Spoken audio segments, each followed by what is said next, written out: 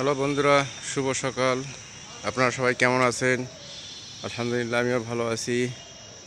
আমি আজকে আবারও দেখাচ্ছি আপনাদেরকে একটি, এটি হচ্ছে আমাদের গেস্ট হাউস।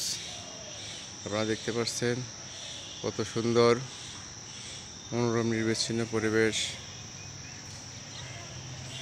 আপনারা ভালো নিশ্চয়ই অবগত আছেন, দেখতে পাচ্ছেন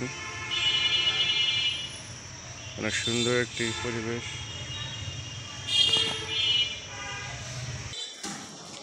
অনেক সুন্দর কিছু মেডিকেলের রাস্তা।